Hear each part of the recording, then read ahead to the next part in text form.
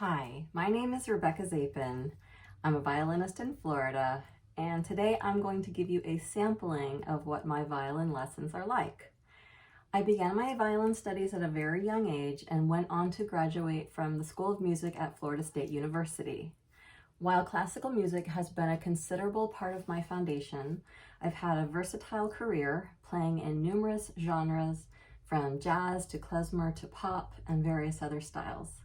In addition to being a violinist, I'm also a jazz vocalist, multi-instrumentalist, and songwriter, and have released 4 albums.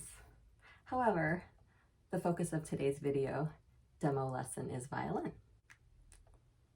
I work with students from the age of roughly 5 to 75, and often from the beginner to intermediate level, with the occasional advanced student.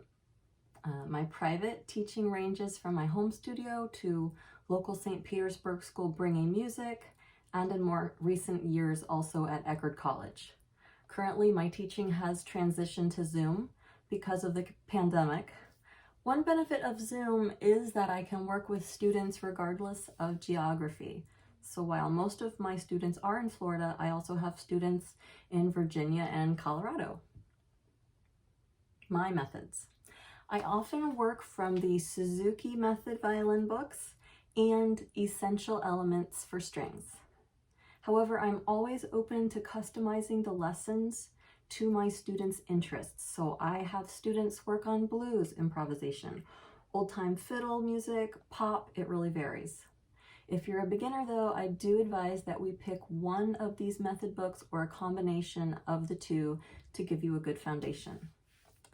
Today, I will take you through 2 selections in the Suzuki books, volume 1 and 2, and 2 selections in Essential Elements, also volume 1 and 2. And then after that, I will demonstrate a few pentatonic scales and play atop a backing track to demonstrate some improvisation. So let's get started. We're starting off in Suzuki Violin School. Book 1, and it starts off with a number of rhythmic variations on Twinkle Twinkle Little Star. So this is variation A. Of course, in our lessons, we're going to talk about position. We're going to talk about creating a V shape in the left hand and how the violin neck rests right here. We're going to talk about keeping the back of our wrist straight. We're going to talk about how we hold the bow and how we keep our thumb somewhat rounded. A little hard to show you. You can see it's sort of tubular. We'll talk about position. We'll talk about our goal of keeping our bow above these F holes right here and here. So in our actual lessons, there's a lot more dialogue. So here is Twinkle Variation A.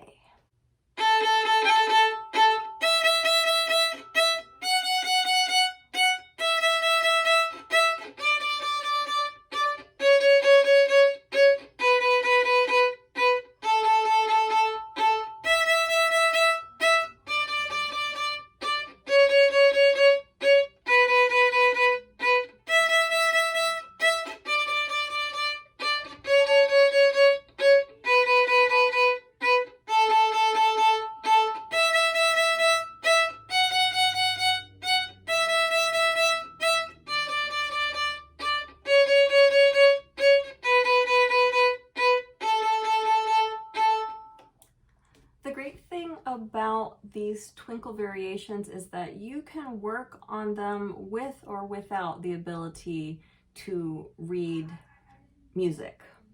I can convey the notes to you in a sort of tablature, open A, open E, 1 on E, or we can go right into actually reading our notes.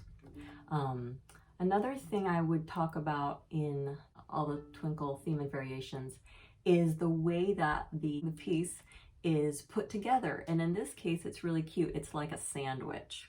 So the first 2 lines and the last 2 lines are bread. So here's a piece of bread.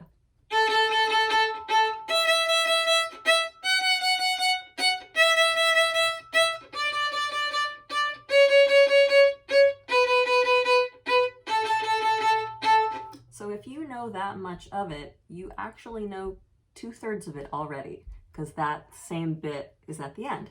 And then the middle are 2 shorter lines that repeat, and sometimes I like to call these the cheese. You have 2 slices of cheese. So one slice of cheese is,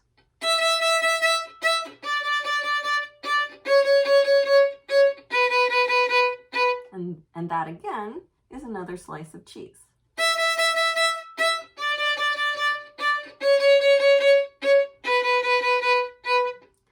And before I get to the bread, I'll point out that this rhythm, which has a lot of nicknames, Huckleberry Apple, Mississippi Stop Stop, Charlie Brown and Snoopy, so it has 4 fast notes, which are 16ths, and 2 eighths. And the eighths, my bow is sort of stopped at the beginning and the end of each stroke, and that's called staccato.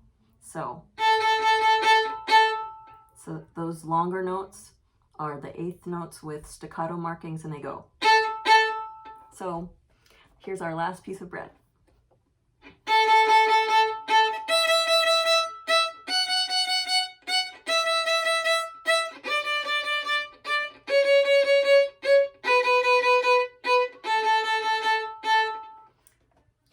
So that is one of the more beginner pieces. So now we'll go into, this is book 2 in the Suzuki method. This is Chorus from Judas Maccabeus by Handel. Now at this point, depending on the student, how accurately you're playing in tune, we might even be getting into vibrato a little bit.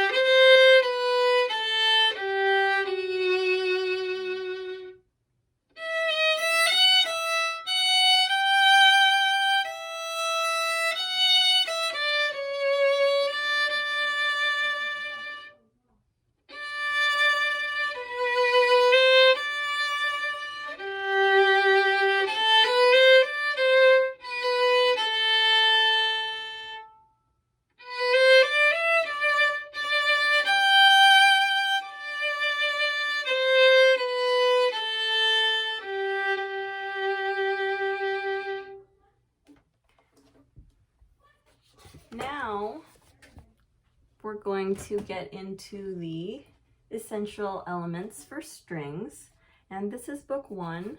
This is number 41. It's called Matthew's March.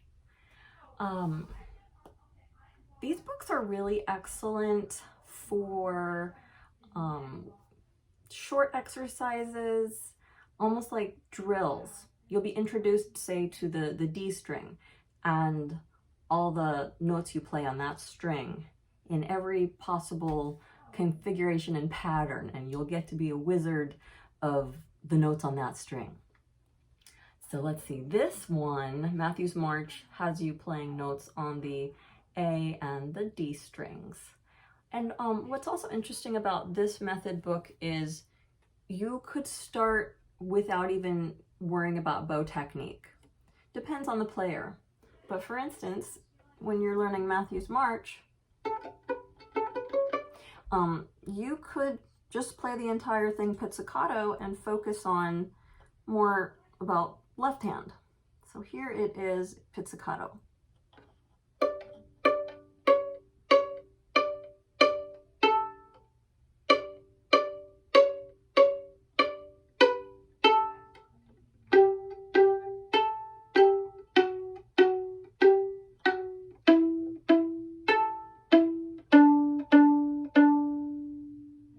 And this piece introduces the concept of being able to put your fingers curled up and over very neatly onto your fingertip, creating a shape almost like a tunnel. They often call it a tunnel.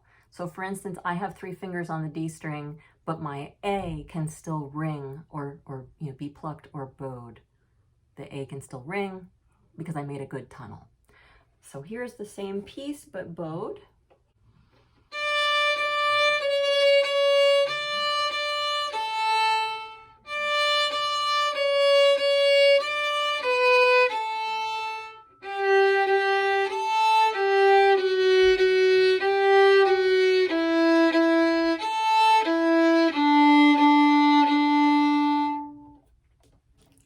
Now I will go into book 2, and this piece is called Kumbaya, an African spiritual, and you'll hear that this is rhythmically a little more advanced, and in fact it uses mixed meter going back and forth between a 2/4 time signature to a 4/4 time signature.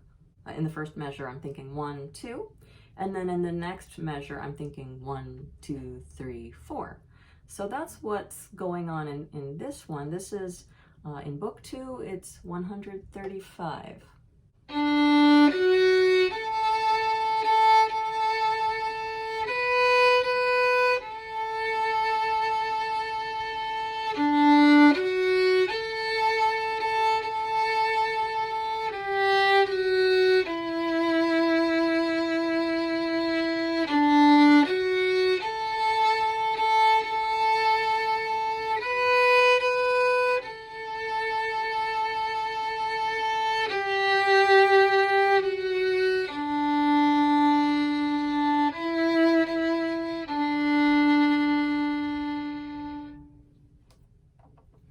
So that's a little sampling of essential elements.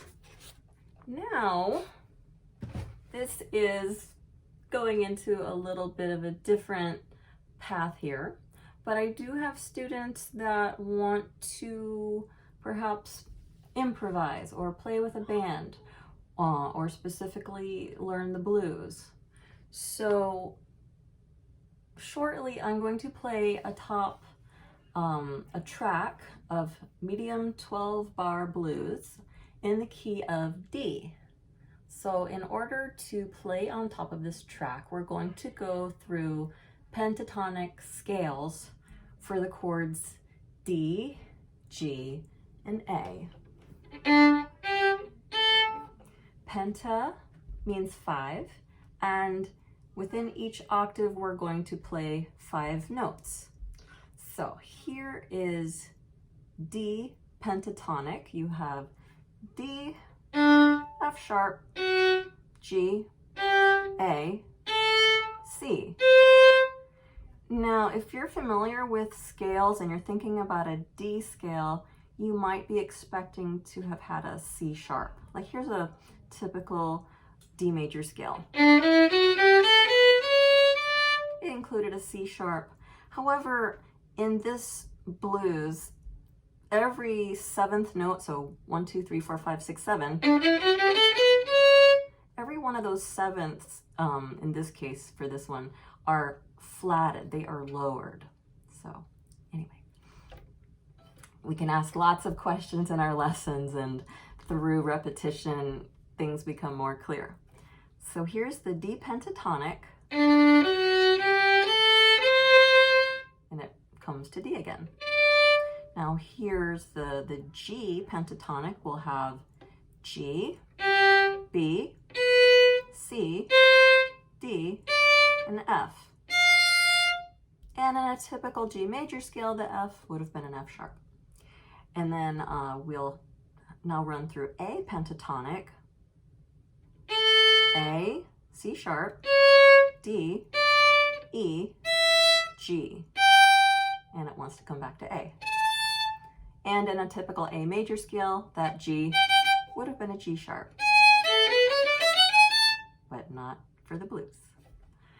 All right, I'm going to talk about the pattern in 12-bar blues.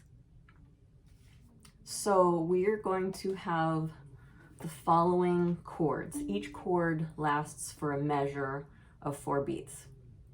So you're gonna have D, D, D, D, G, G, D, D, A, G, D, A.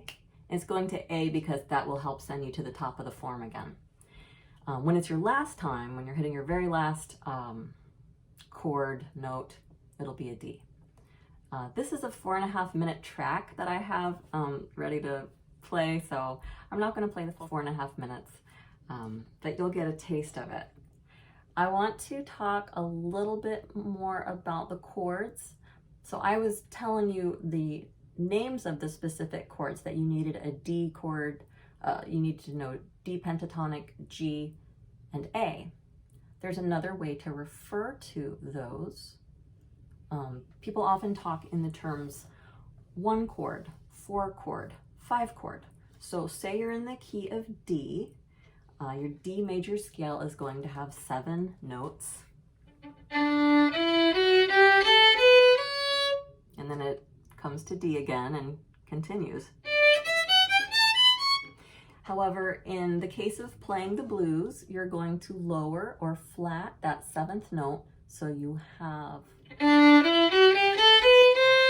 so the C is the 7th scale degree, and it is not a C sharp, it is flatted to a C.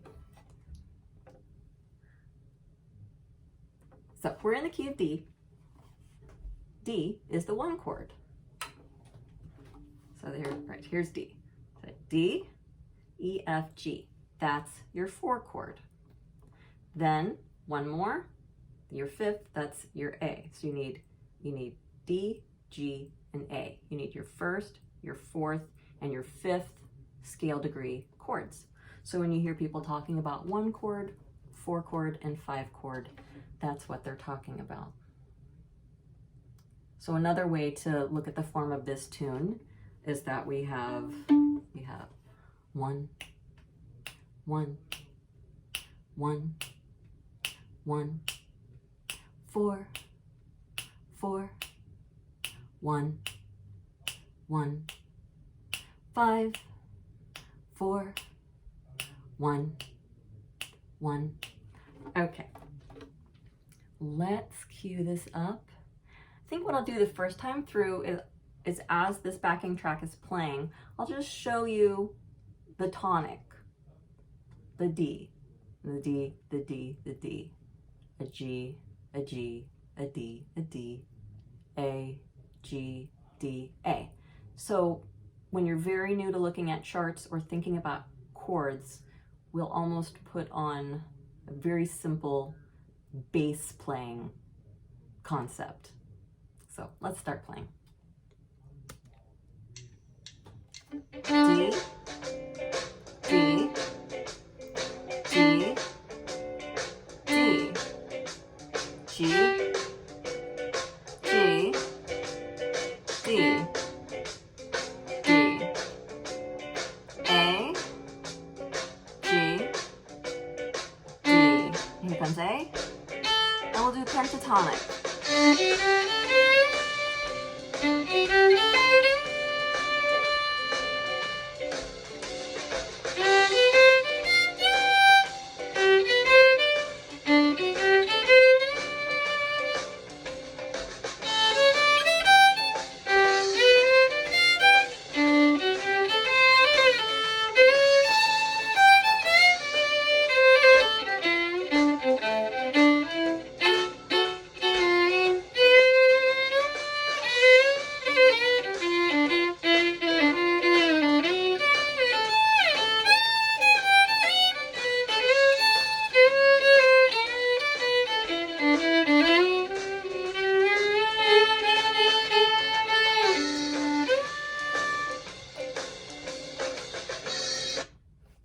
So that's a sampling of the different things we might touch upon in our lessons. I want to thank you so much for watching, and I look forward to the opportunity to teach you in my studio. Thank you.